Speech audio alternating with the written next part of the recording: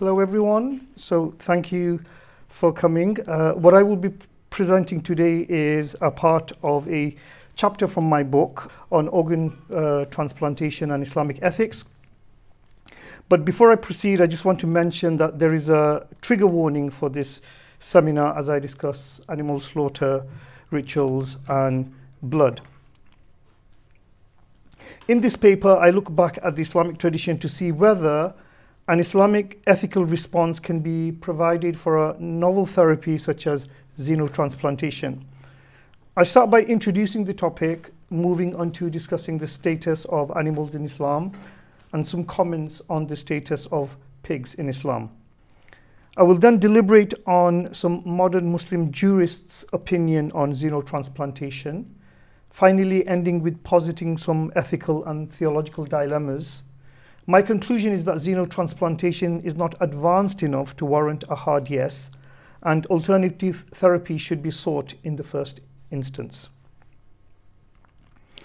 In 1984, Stephanie Faye, most famously known as Baby Faye, was born prematurely with a heart condition which, if left untreated, would result in imminent death.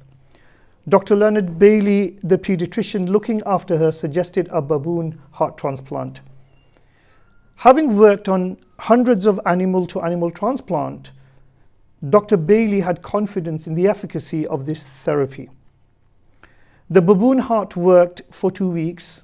By the 20th day, Baby Faye's body rejected the organ, causing her death. Little has been done since then with animal-to-human transplantation until very recently.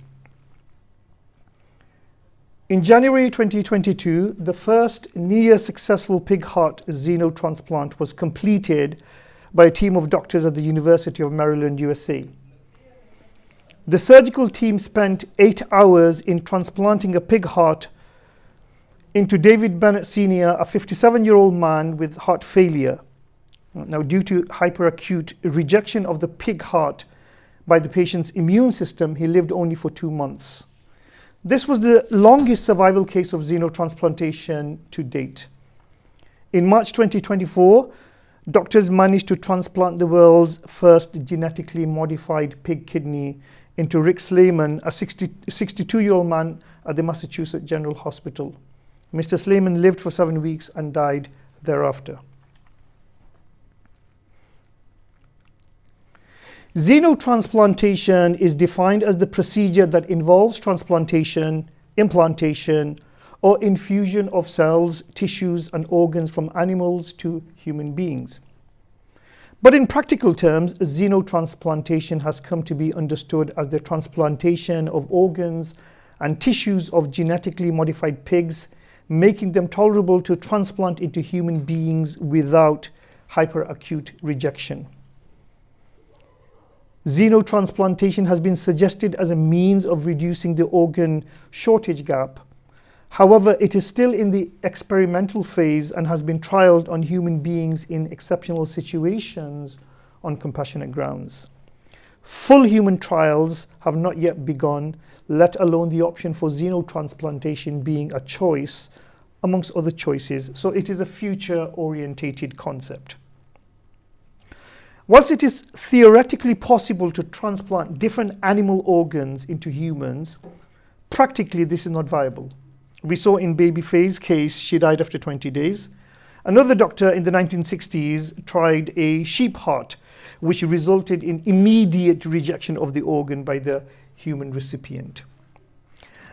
Anatomically, a cow's organ will be too big for humans, and a chicken's or goat's organs too small. Close non-human primates like baboons would have been ideal had they not been declared as endangered species. Additionally, a clear understanding of zoonotic diseases makes using non-human primates risky. Zoonosis is an infectious disease which has jumped from animals to humans. Xenozoonosis is the zoonotic disease that passed on from animals to humans through xenotransplantation. The zoonotic disease may not necessarily harm the host animal, but how it affects the human recipient is unpredictable. COVID-19 is a typical example of a zoonotic disease. Other famous zoonotic diseases include the Marburg virus infection, the deadly Ebola virus, and HIV. Pigs became the animal of choice after the AIDS prominence in the 1980s. This is because the genome sequence of pigs has been completely mapped. Pigs have large litter and a relatively short gestation period, 115 days. And their organs are roughly the same size as an adult human being. Pigs' heart valves are already being routinely used.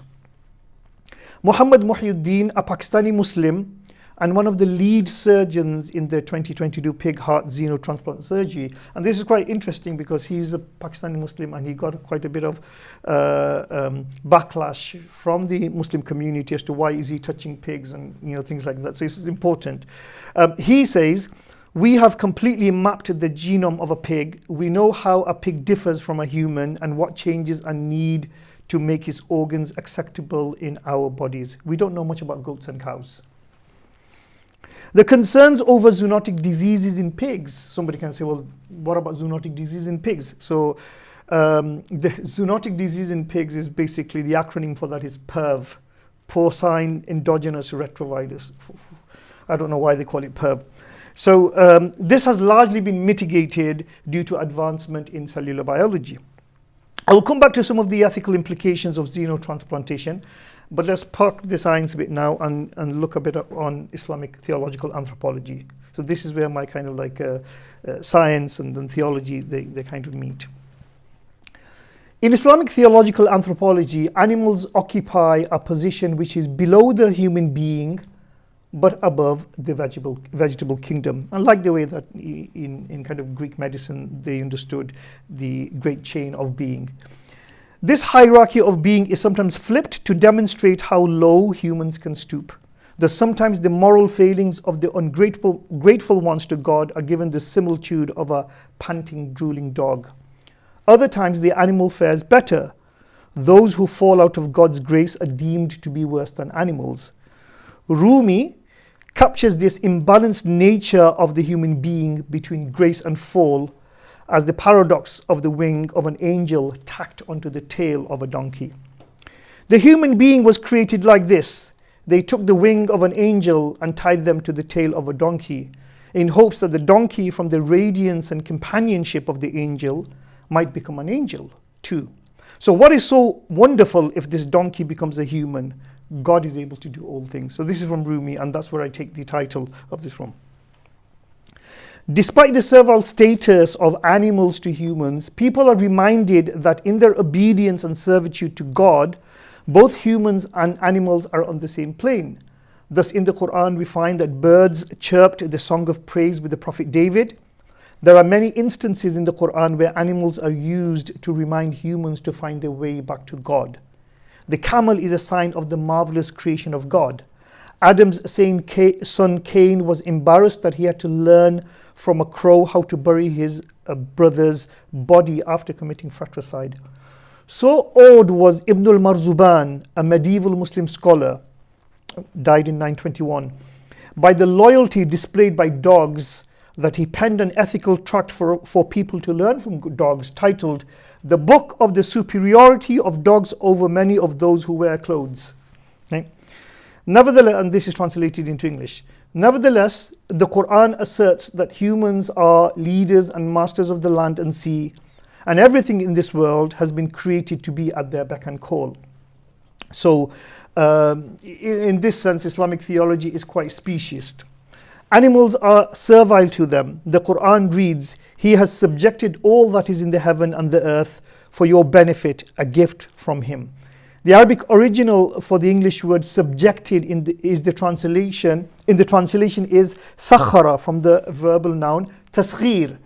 The latter has given rise to the understanding that everything in the world has been made for the service of human beings, an understanding that I call the theology of tasghir, to basically be servile to human beings. Humans being God's vicegerent on earth have been provided with all the necessary requisites and comfort to fulfill their duty of stewardship in this world. The Quran allows humans to hunt animals, eat their flesh, drink their milk and honey, to ride them and use their body parts such as wool and bones and employ their service in labor. However, stewardship demands responsibility, and the human being is reminded that their stewardship is only valid insofar as it helps them to get closer to God. Stewardship does not mean that they have full autonomy over animals and that they can engage in abuse and torture of animals or engage them in cruel sports like bullfighting or cockfighting. In this spirit, the Prophet reprimanded against purposeless killing of animals. He said, "Whoever kills even a sparrow or anything smaller without it deserving, God will question them about it." The Prophet extolled compassion towards animals. During the slaughter, he commanded that the knife be sharp and the cut swift to cause minimal pain. He forbade slaughtering one animal in front of another. Xenotransplantation as a potentially life-saving invasive therapy as we know it today was unknown to the world, including the Muslim world, about 80 years ago.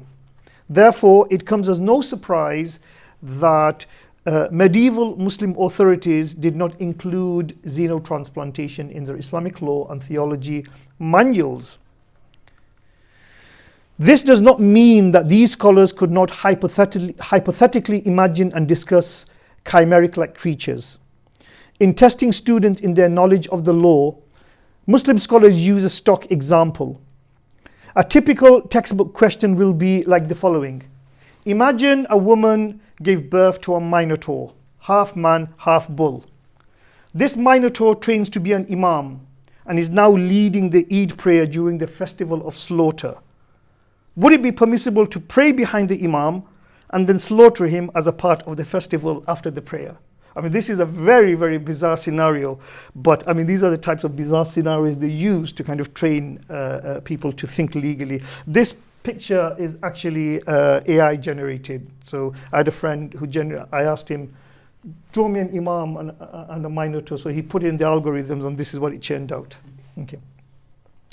The above bizarre example demonstrates that Muslim scholars did hypothetically imagine fantastical scenarios in order to test the borders of the law. It is discussions like this that modern scholars resort to in order to ascertain complex scientific developments which are no longer within the realm of science fiction. Whilst the pre-modern scholars could not fathom invasive organ transplantation, they did discuss the Sharia ruling on using animal bones, hides and limbs for medicinal purposes, and there is a dizzying array of opinions as to which part of an animal can be used for medicine. I will spare you all the details. It is these discussions that formulate the basis for modern fatwas. A fatwa is a non-binding religious legal opinion. A note on the status of pigs in Islam. There is clear-cut instructions about the permissibility of eating ruminant animals and the prohibition of consuming beasts and birds of prey like Judaism. The pig, classed as an omnivore, eclectically falls in between the grazing animals as well as the beast of prey. The Quran includes it in the category of prohibited animals, allowing its consumption only in dire situations, like life-threatening situation. Based on this, the majority of Muslim scholars declared the pig to be inherently impure, ritually impure, including its hide, sweat, and saliva, dead or alive. And that's why we see when you get all these kind of like attacks on mosque, people will throw a head of a pig, right? The prohibition extends to trading and raising of pigs or taxing non-Muslim pig breeders, and during the 16th century Ottoman Empire, Christian farmers found it to be quite lucrative to be pig farmers because the Muslim government couldn't tax them. So what happened was that the coffers were getting dry, and these pig farmers were basically they found this loophole, so they got the mufti is the person, the grand mufti, to give a fatwa. We need to do something. So he said, okay, rather than calling this pig tax, khinzir tax, we call it janvar tax, we call it animal tax. And that's how they went around that issue. We're going to tax the people on animals, not on the particulars. Whilst no Muslim scholars disputed the impermissibility of consuming pork and its subsequent allowance due to necessity, there was, however, differences of opinion as to whether the whole pig was intrinsically impure. Now, this is a very important discussion because, as I mentioned, xenotransplantation is primarily done using pig organs and tissues. It is the view of majority of scholars that the pig in its entirety is intrinsically impure, dead or alive. However, some scholars digressed from this view, and a lot of non-Muslims don't know this. The Maliki school of law, one of the schools within Sunni Islam, is of the opinion that all parts of a living pig, including its hide, sweat and saliva, are clean, based on their understanding that every living thing is ritually clean. Due to this understanding, they deem any leftover water in a vessel that a pig drank from to be clean. And an opinion from Abu Yusuf, one of the authorities, is that the hide of the pig becomes ritually clean after tanning, making the use of suede permissible to wear. Abu Hanifa and Muhammad al-Shaybani, two stalwart scholars, allowed cobblers to use boar bristles for making wax threads for hand sewing of shoes. The aforementioned opinions are outliers. The elocutionary force of the majority argument, stemming from a general understanding of disquiet and abhorrence of pigs found in Islamic scripture and law, underlie a Muslim culture of almost total avoidance. Thus, Muslims do not farm pigs, and in some Muslim subcultures, the utterance of the word pig may be avoided altogether. So when we were small, we were basically, I don't know where it come from, we weren't taught in the mosque, but we were actually told we're not allowed to say the word pig, right? That will defile our tongue. This negative attitude has led Muslim patients and scholars to look to animals which are permissible to consume, such as goats and cows, for use in pharmaceutical testing and biomedical research. This, however, currently is nigh on impossible due to what Dr. Mohiuddin explained above, that most research effort and cost have been expended to understand the genetic sequence of pigs. So a lot of money has been pumped in to understand pigs. It will be kind of like, yeah, you're going to be reinventing the wheel again, and a lot of money needs to be spent on that. Let's go and discuss some xenotransplantation fatwas. Since porcine products are the only viable option for xenotransplantation, most jurists begrudgingly allow it in cases of genuine medical necessity, while recommending that effort and research should be exerted in trying to find a halal alternative or an Islamic alternative. The Indian Islamic Law Council in its 1989 conference concluded, it is permissible to use the organs of the ritually slaughtered halal animal for human transplantation. I mean, a lot of the times, these conferences, the Muslim scholars not trained in kind of medicine, and they're just giving abstract kind of laws. For example, here what they're saying is the animal has to be an animal which a Muslim is allowed to consume, like a cow or a goat, but also it needs to be ritually slaughtered before taking its organ, which is never going to happen in 100 years, right?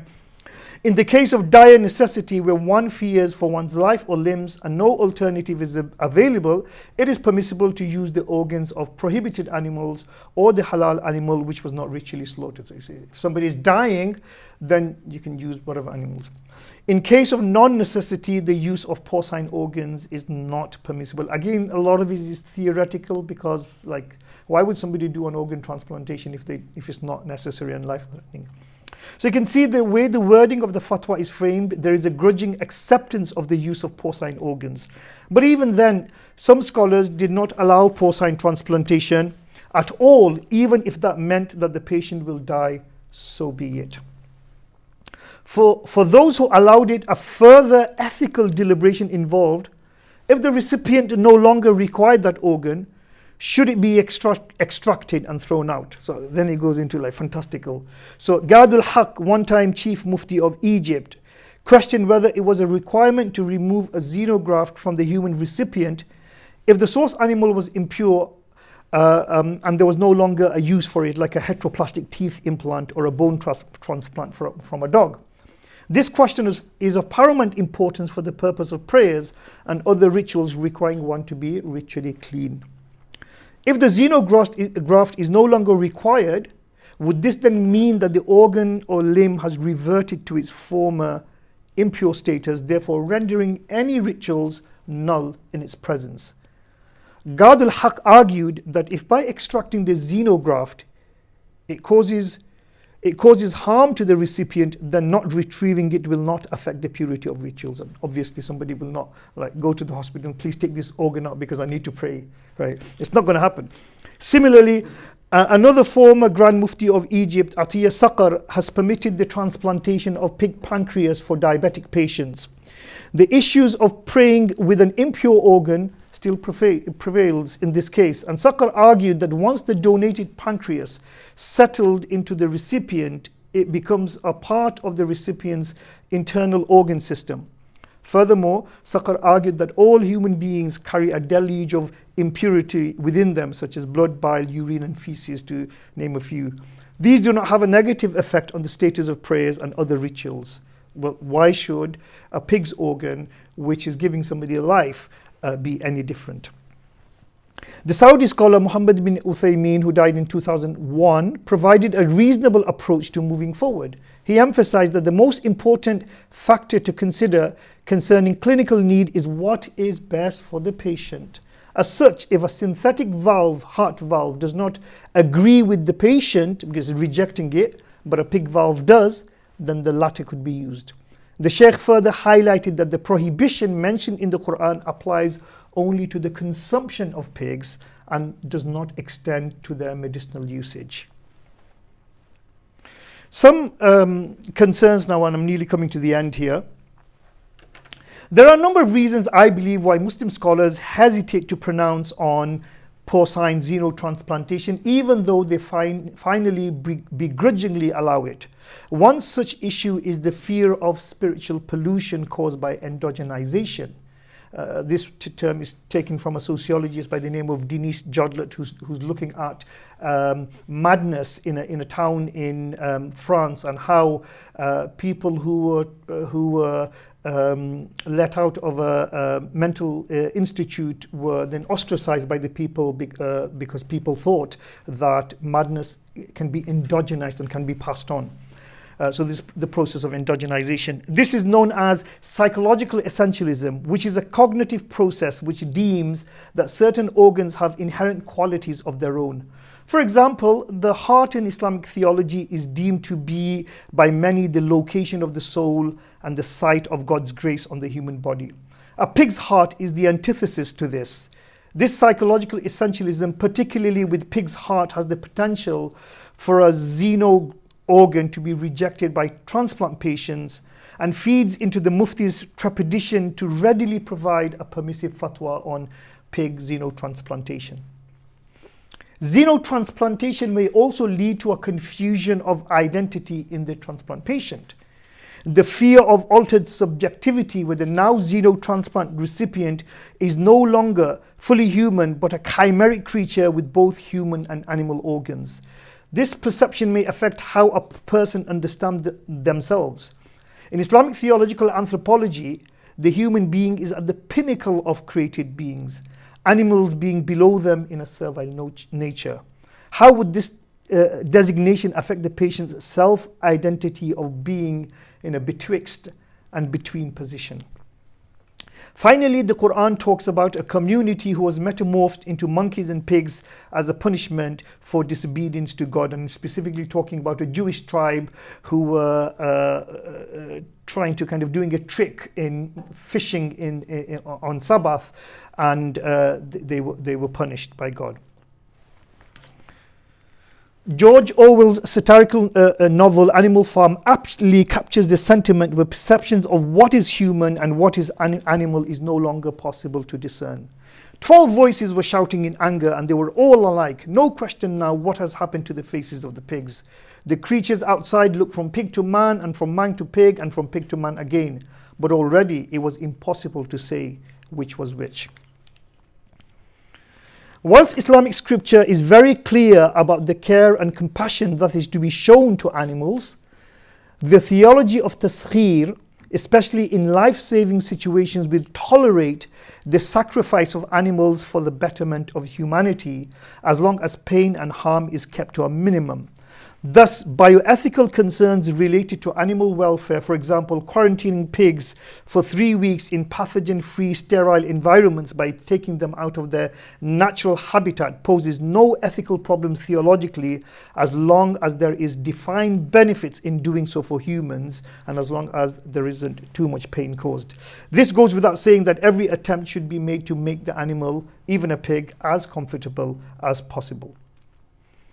Some people have objected that xenotransplantation donation is a misnomer.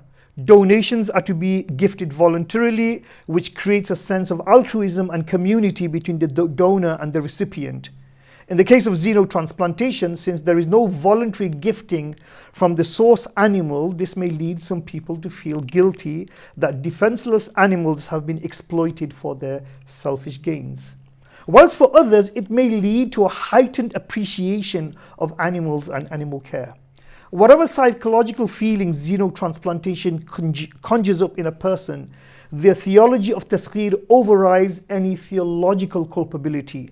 How one deals with their feelings of senseless killings of animals for selfish gains is not a theological question, but one that relates to mental health and well-being.